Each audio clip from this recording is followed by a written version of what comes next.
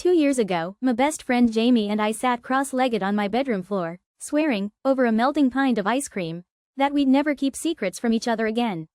It sounds dramatic, but you would have done the same if you'd been through what we had. Someone at school had started a rumor about Jamie, something dumb but sticky, and it spread like wildfire. I didn't know the truth, and I'd avoided asking.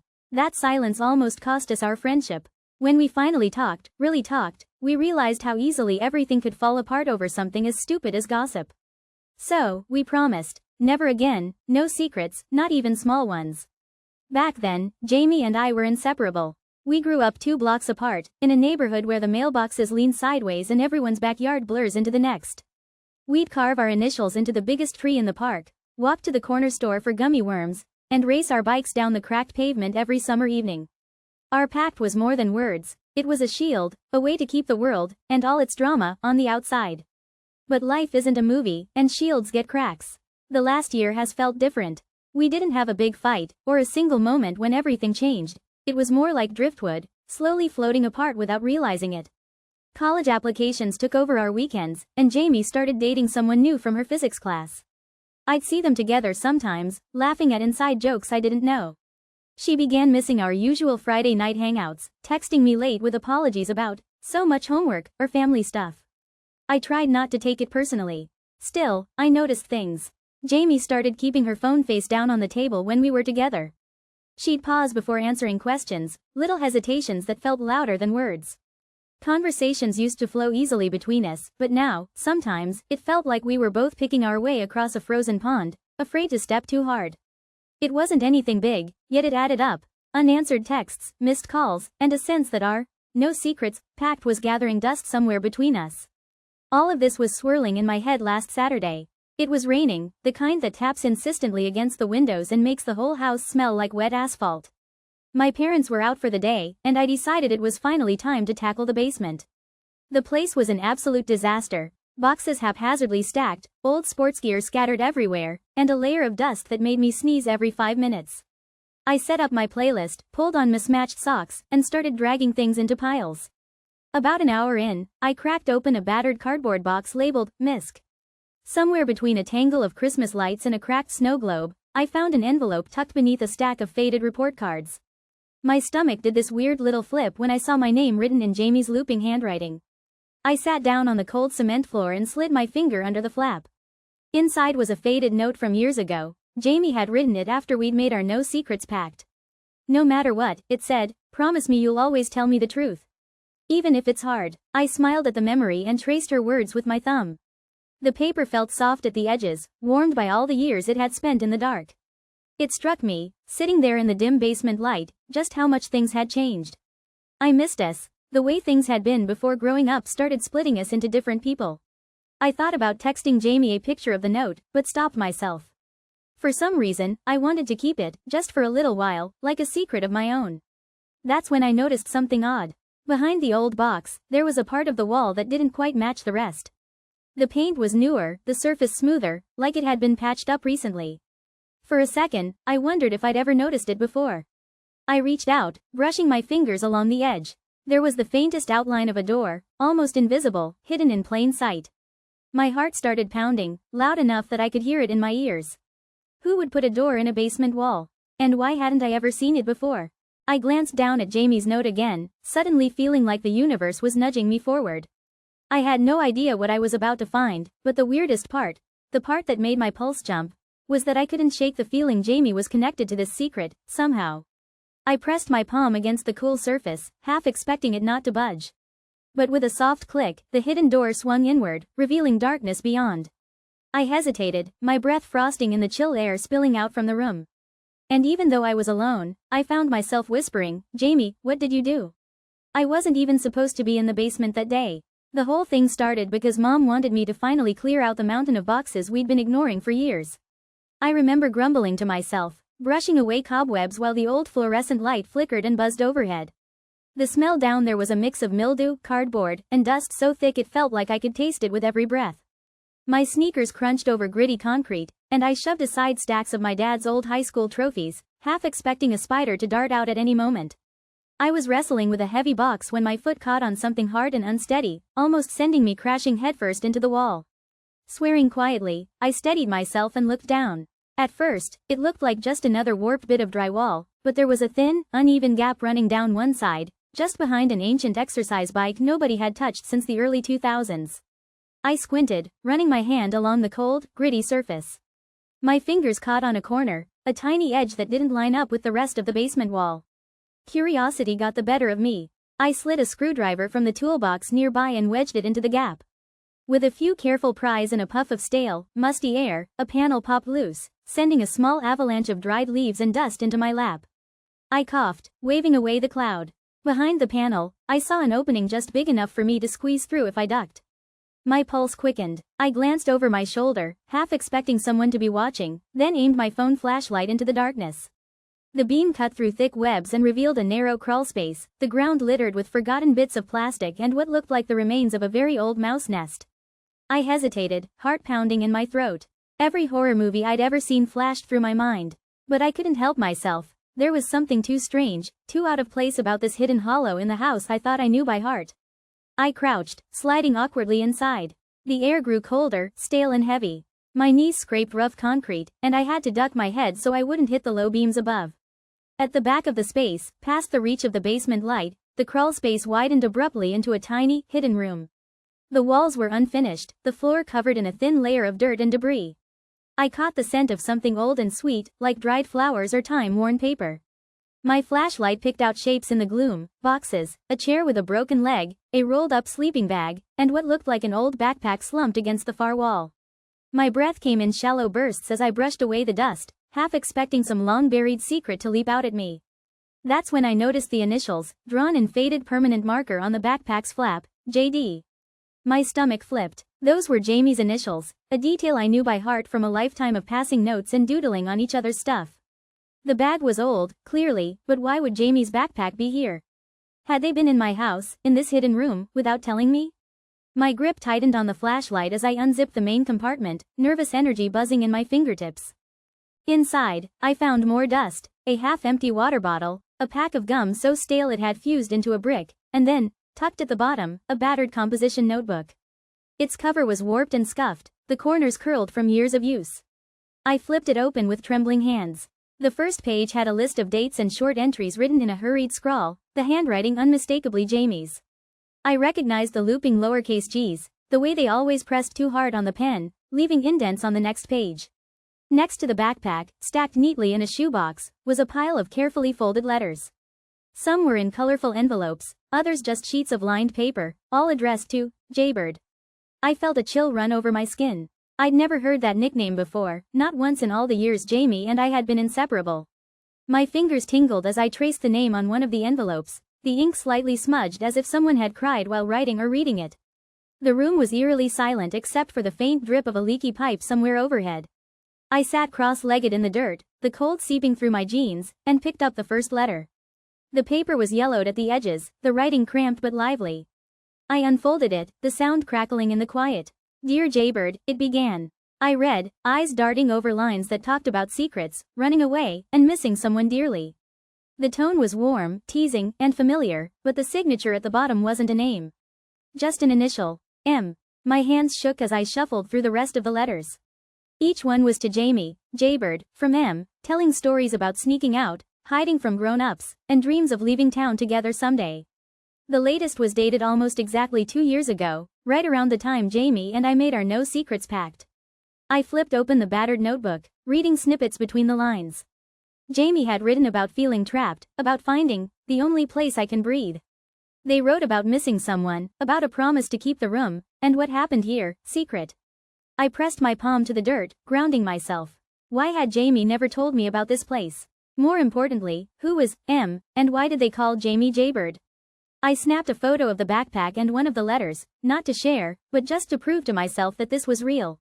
After all, who would believe me if I said I'd found a secret room in my own house, and it was filled with the hidden pieces of my best friend's past? I tried to organize my thoughts, but everything felt tangled. I decided I needed answers, straight from Jamie. A few hours later, I texted Jamie, my thumb hovering over the screen. "Hey, got something weird to show you at my place. Can you come by?" Jamie responded with their usual, "Sure, what's up?" and a thumbs up emoji. I felt my nerves wind tighter as I waited. I kept replaying the memory of the hidden room, the letters, the backpack, every detail sharp as glass. When Jamie showed up, their sneakers squeaked on our kitchen tile. I led them down to the basement without saying much, just feeling their curious gaze on the back of my head. "You finally cleaning this place out?" Jamie joked, wrinkling their nose at the smell. "Found something," I said simply, turning my phone flashlight on and guiding them to the loose panel. Jamie froze when I pulled it aside and revealed the hidden room. For a heartbeat, they didn't move. I caught a flash of something in their eyes, recognition, maybe, or fear. "Jamie," I said, my voice shaking a little, "does this look familiar?" Jamie tried to play it off, kicking at a pebble. "I mean, it's just, wow, that's crazy. You didn't know this was here?" I shook my head and stepped aside so Jamie could see the backpack, the letters, and the notebook. Their face went pale. "Want to tell me why your stuff is in a secret room in my house?" I asked, trying to keep my tone gentle, but I couldn't hide the hurt. Jamie swallowed, their jaw tight. I don't know what you're talking about." I stared at them, not blinking, until finally, Jamie sighed and looked away. "Can we not do this right now?" They took a step toward the crawlspace exit. I blocked their path, heart pounding. "Jamie, please, I deserve to know." For a long moment, I thought Jamie might actually push past me and leave. Then their shoulders slumped, and they let out a shaky breath. "Okay," Jamie said, voice thick. "Just, don't freak out, okay?" The tension in the air was so thick I could feel it pressing on my skin. I nodded, swallowing hard. Jamie sat down on the cracked folding chair, running a hand through their hair. Dust drifted in the flashlight's glare. "I used to come here when things were bad at home," Jamie began quietly. "I'd sneak in through the side window. Nobody ever came down here, so I figured I was safe." I listened, barely breathing. Jamie's voice trembled. "The letters, they're from my sister, Miranda. I called her M. She left home a long time ago, before you and I even met. Nobody ever talks about her. I didn't want anyone to know I still talked to her, especially not my parents." I stared at Jamie, trying to process. "You never told me you had a sister." "I know," Jamie whispered. "I couldn't. After she left, my parents acted like she'd never existed. I was scared if I talked about her, I'd lose her too. So I'd come here, read her letters, write in my journal when things got bad.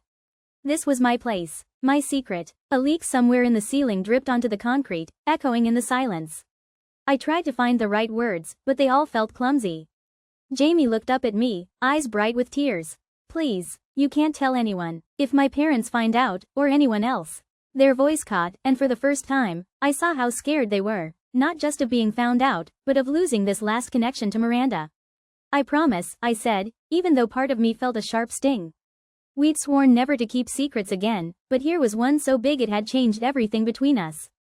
For days after, I couldn't shake the feeling of the secret pressing against my chest. Every time I saw Jamie at school or texted them, I wondered what else I didn't know. I caught myself searching our memories, questioning which moments were real and which were performed, trying to cover up pain I never saw. One night, lying awake, I started to wonder if Jamie ever really trusted me. Were we really best friends if they could hide something so huge? Or was I the one who failed, too busy with my own life to notice the signs? But then I remembered the look on Jamie's face in that hidden room, the way their voice trembled, the raw fear in their eyes. Maybe some secrets felt too heavy to share, even with your best friend. Maybe keeping Miranda a secret was how Jamie survived. Still, I was torn. Part of me wanted to tell my parents, to demand answers about who else knew about the hidden room, about Miranda, and why nobody said anything. Another part of me wanted to forget the whole thing, to pretend I'd never seen any of it, and just let Jamie have their escape. The next time I saw Jamie, I tried to act normal, but the air between us had changed. Every laugh, every inside joke, felt touched by the shadow of that secret space under my house. I wanted to ask more, to pry deeper, but I didn't.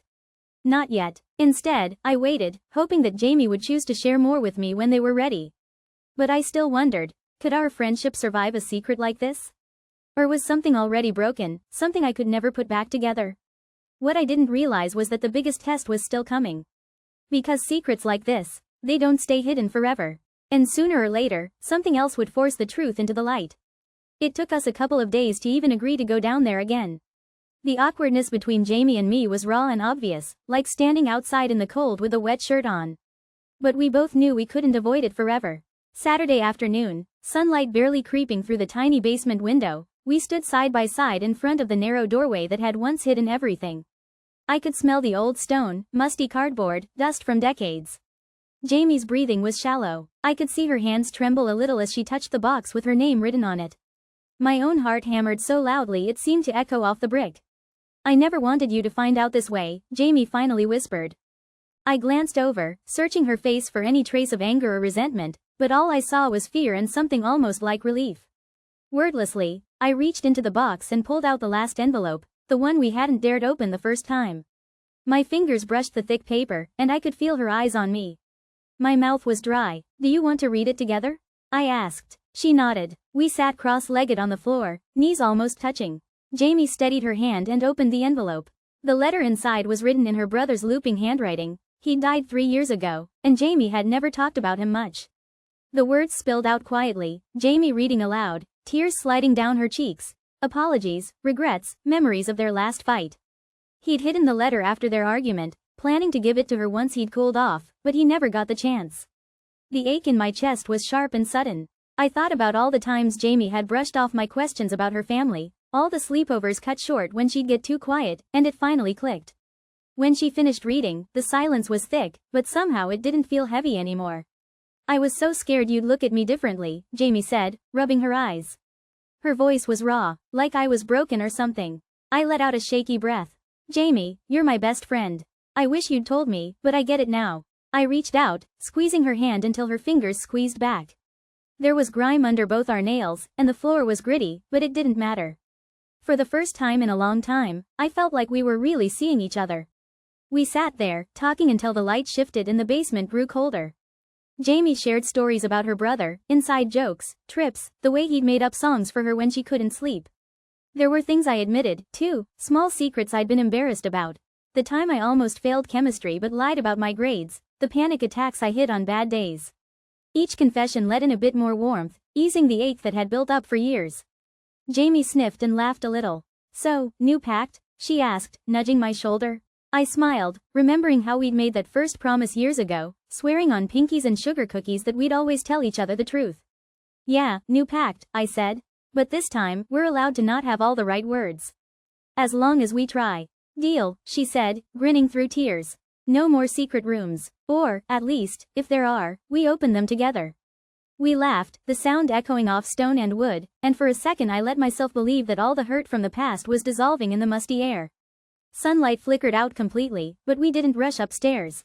We just sat there, leaning on each other, letting the quiet settle. Looking back, I think that hidden room changed us. Not because of what was inside, although that mattered, but because we finally stopped pretending we were fine when we weren't. That space, with its peeling paint and water stains, became the place where Jamie and I started again. Where we learned that sometimes secrets aren't about betrayal, they're about wounds we're not ready to show, even to the people we love most. So, that's why I'm telling you this now. Not because I want sympathy, or because I have all the answers, but because if there's a locked door in your life, maybe it's time to open it with someone you trust. For Jamie and me, the hardest part wasn't the secret, it was the silence. And breaking it, together, was how everything finally